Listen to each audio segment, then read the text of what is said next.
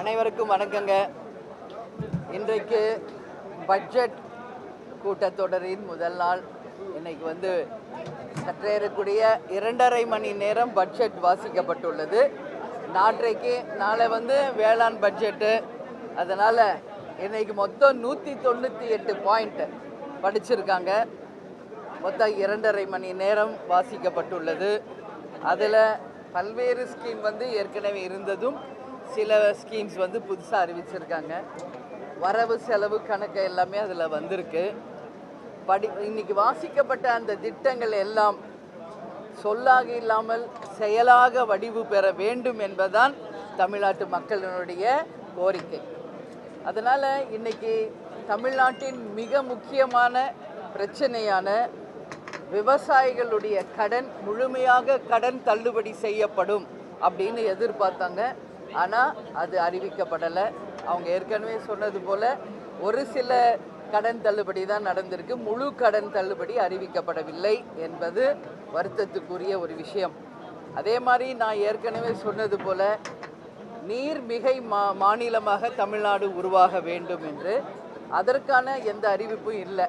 முதல்ல தமிழ்நாட்டின் நதிகள் நம்ம இணைக்கிறதுக்கும் நம்மளுடைய தமிழ்நாட்டில் வருகின்ற நீரை எப்படி பாதுகாத்து அதை நாம் கடலில் வீணாக போய் கலக்காமல் அதற்கு என்ன செய்ய முடியும் என்பதை பற்றி அறிவிப்புகள் இல்லை. அதே மாதிரி இண்டஸ்ட்ரீஸ் ஒவ்வொரு மாவட்டத்திலும் அந்தந்த மாவட்டத்திற்கென்று சில இண்டஸ்ட்ரீஸ் நம்ம கண்டிப்பாக அறிவிப்பாங்கன்னு நினச்சேன். ஏன்னா இன்றைக்கி வேலை வாய்ப்பு தான் மிக முக்கியமாக இருக்குது. இளைஞர்கள் இன்றைக்கி நம்ம போய் பார்த்தோம்னா எங்கேயுமே வேலை இல்லைன்னு மக்கள் பேசுகிறத தான் நம்ம கேட்க முடிகிறது. எனவே ஒரு மாவட்டத்திற்குமான தொழிற்சாலைகள் எந்தெந்த மாதிரியான தொழிற்சாலைகள் வர வேண்டும் என்ற எந்த அறிவிப்பும் இல்லை. வேலை வாய்ப்புகளுக்கு எந்த அறிவிப்பும் இல்லை. அது மட்டும் கிடையாது, 10 லட்சம் கோடி ரூபாய்க்கு மேலே கடனில் இருக்குது இன்றைக்கி தமிழ்நாடு.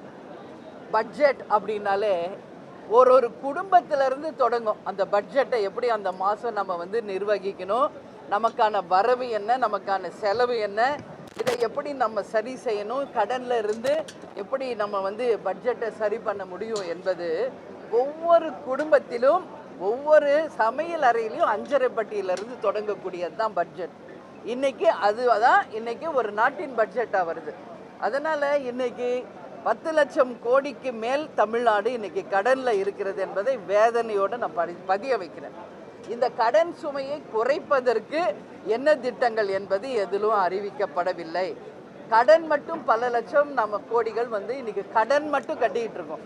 அந்த கடன் சுமையையும் வட்டி சுமையையும் குறைப்பதற்கான அறிவிப்புகள் இல்லை என்பதும் வருந்தத்தக்கது.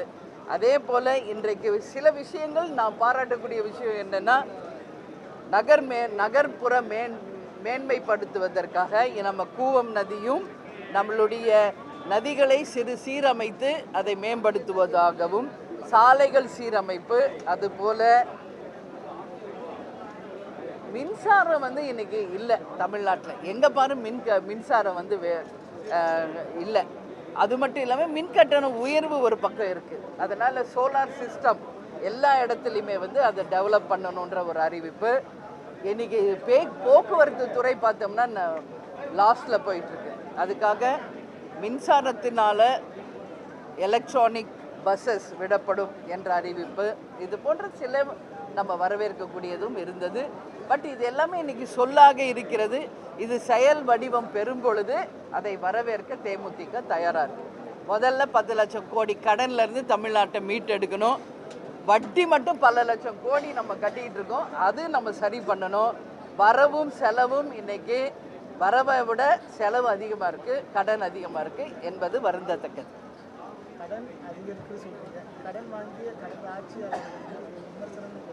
இல்லை, அதுதான் கடன். இது இப்போ கடன் ஏறிக்கிட்டே போகுது, வட்டி ஏறிக்கிட்டே போகுதுன்னா அப்போ எப்படி இது?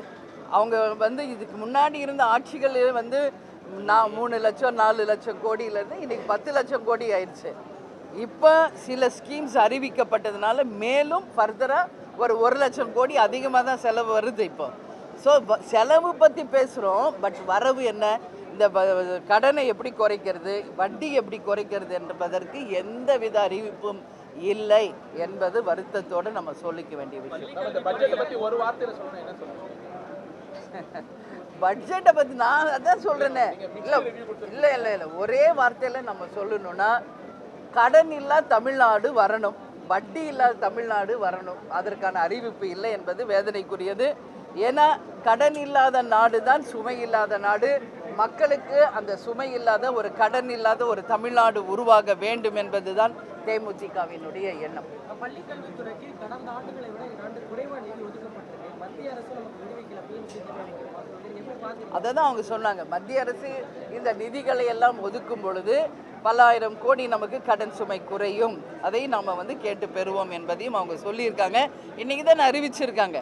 இது செயல் வடிவமாகி இந்த திட்டங்கள்லாம் முறையாக வரும்போது தான் அதை பற்றி நம்ம சொல்ல முடியும்.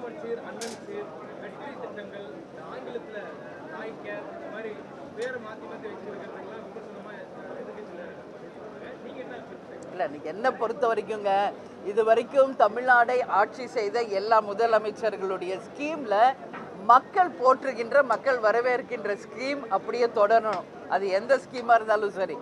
இன்றைக்கி பாருங்கள், நம்ம மதிய உணவு திட்டம், அதே போல் இப்போ காலை உணவு திட்டம், வீடு தேடி மருத்துவம், அது போன்ற பல்வேறு திட்டங்கள் இருக்குது. மக்கள் விரும்பும் திட்டங்கள், மக்களுக்கு உண்மையில் பயனளிக்கும் திட்டம் எந்த ஆட்சி மாறினாலும் கண்டிப்பாக வரணும், மாறக்கூடாது.